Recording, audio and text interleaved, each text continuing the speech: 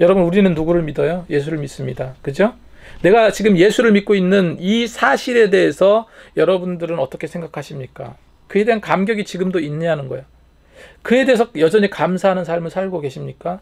아니면 그냥 무덤덤하게 살고 계시나요? 영접한다는 것은요, 영접했다는 것은 주체할 수 없는 기쁨이고 감격이에요. 그럴 수밖에 없는 최고의 행운의 사건이에요, 나한테 있어서. 하지만 세상은 그분을 영접하지 않았다라고 기록하고 있죠. 9절에서 11절까지 말씀 보면, 참 빛고 세상에 와서 각 사람에게 비치는 빛이 있었나니 그가 세상에 계셨으며 세상은 그로 말미암아 지은 바 되었으되 세상이 그를 알지 못하였고 자기 땅에 오매 자기 백성이 영접지 아니하였으나, 이 시대는 분명 말세 지말이라고 말해요. 악한 세대라고 말합니다. 세상은 험해져 가고 영혼은 말할 수 없이 강팍해져 가다 보니까 예수님을 영접하지 않고 받아들이지 않는 시대가 되어버렸어요. 예전엔 순수하게 예수를 믿었던 분들이 정말 많았던 것 같은데 요즘은 그런 사람들이 그렇게 많지 않은 것 같아요. 정말 영혼의 추수가 힘든 강팍한 세대가 지금 이 시대가 아닌가. 우리 믿는 자들조차도 그래요. 누가 예수를 믿고 변화되었다, 거듭난다라는 말만 들어도 가슴 터질 듯 기뻐해야 되는데, 그런 기쁨과 감격이 우리 심령에 있을지 모르겠어요. 믿는 자들이 교회를 더 욕합니다. 믿는 자들이 더 목회자들을 더 욕하고요. 믿는 자들이 더 교회를 더 안 좋게 봐요. 여러분, 예수님을 영접했다는 것은 일생 버릴 수 없는, 기억에서 사라질 수 없는 가장 강렬하고 숨막히는 감동이어야 돼요. 왜 그렇습니까?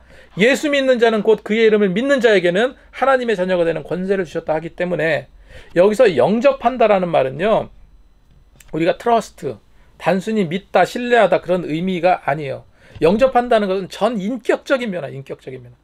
뭐라고요? 영접한다는 것은 전 인격적인 변화.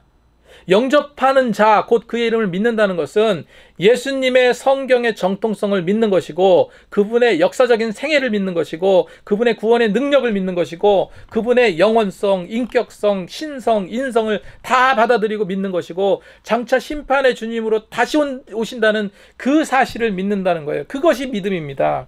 그런 믿음을 받아들일 때, 아, 보혜사 성령님께서 나를 구원과 영생의 길로 이끌어 주시는구나, 이러한 확고한 믿음을 갖고 그분의 이끌림을 받아서 구원의 길로 나가는 거예요. 그리고 믿는다는 것은 또 한편으로 뭐냐?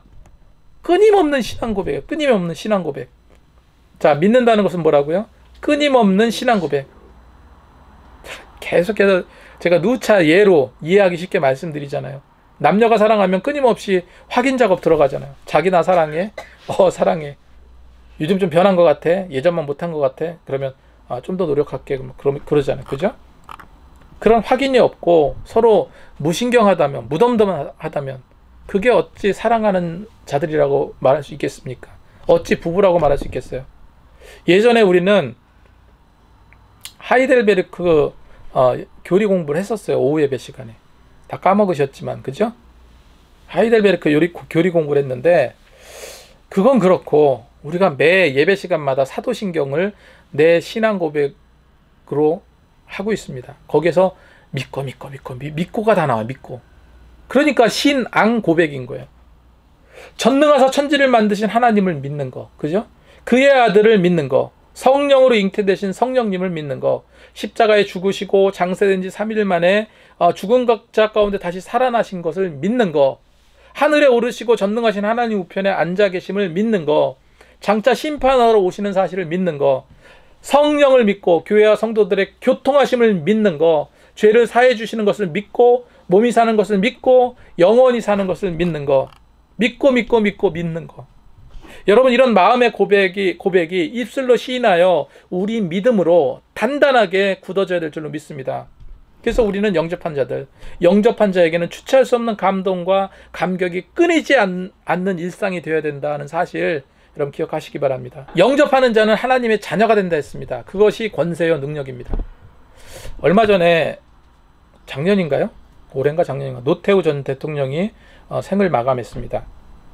이 전두환 전 대통령과 더불어 노태우 대통령은 군부 독재의 핵심 인물이죠. 군부 독재 정권의 가해자이기도 했습니다. 그런 그가 인생 말년에 예수를 믿게 됩니다. 어떤 일이 있었을까요? 그렇게 예수를 믿게 된 데는 그의 맏딸인 노소영 씨가 있었어요. 노소영 씨는 어떤 계기가 되었는지 모르겠지만 집안에서 혼자 처음에 예수를 믿었다고 그래요. 예수 믿고 난 이후에 그녀는 아버지 노태우 전 대통령과 김옥숙 여사, 그리고 지금 뭐 이혼 소송이 지금 이혼의 판결이 어떻게 났는지 모르겠는데, 전 남편이었던 최태원 SK 회장과 그 딸, 아들까지도 복음 전하는 일을 멈추지 않았다고 그래요. 정말로 믿음의 딸이죠. 노소영 씨는 그런 노력에 의해서 그의 아버지 노태우 대통령도 예수를 믿게 되었다는 거예요. 원래 노태우 대통령과 그의 절친인 전두환 전 대통령은 굉장히 독실한 불교 신자였습니다.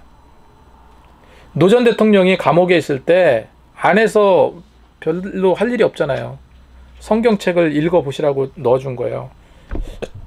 성경책을 읽기 시작했고 거기서 큰 은혜를 받고 예수를 믿게 되었다고 합니다. 노소영 씨의, 그의 딸인 노소영 씨의 이런 노력이 아니었으면 안 될 일이에요. 그리고 작년인가 재작년인가 그런 기사도 나오더라고요. 이 전두환 전 대통령 아들이 목사가 되었다는, 그죠? 신학 공부를 한다는 얘기가 나왔습니다.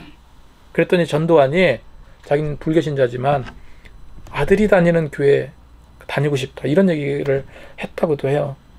아마도 그 아들이 전두환을 위해서 또 얼마나 또 기도했을까, 그죠?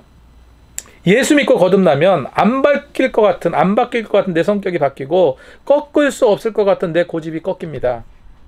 노태우 전 대통령이 예수 믿고 난 이후에 삭개와 예수를 만나서 거듭난 그 삭개와 같은 행동을 했어요. 그것이 우리를 놀라게 했던 적이 한 번 있어요. 그래서 대통령 시절에 수천억을 부정축제해가지고 막 대대적인 은닉자금을 조사가 이루어지고 그랬잖아요. 모든 것이 다 종결이 됐어. 낼 거 다 냈고 모든 것이 다 종결이 되었는데, 뜬금없이 오랜 세월이 지나서 예수 믿고 난 이후에 노태우 대통령이 뭐라고 이야기합니까? 이렇게 말해요. 은닉자금 더 있다. 굳이 본인이 밝힐 필요가 없는데, 은닉 비자금이 아마 내가 생각할 때 한 800억 정도 될 것 같다. 은닉자금이 한 800억 정도가 더 있으니 그거 좀 수사해달라, 이렇게 요청했다고 그래요. 여러분, 이게 거듭난 거 아니겠습니까? 거듭난 자는 이렇게 바뀌어야 돼요. 하나님의 사랑보다 더 깊은 것은 없고 하나님에 대한 욕심보다 더한 욕심은 없어야 됩니다. 그게 바로 거듭난 자예요. 영접하면 바뀌게 되는 거예요. 이 소중한 예수님, 이 고귀한 믿음 결코 헛되이 낭비하지 마시기 바랍니다. 사도행전 4장 12절 말씀에 다른 이로써 구원받을 수 없나니 천하 사람 중에 구원받을 만한 다른 이름을 우리에게 주신 일이 없습니다. 할렐루야. 로마서 10장 13절 말씀, 누구든지 주의 이름을 부르는 자는 구원을 받으리라. 자, 오늘 말씀을 정리하겠습니다.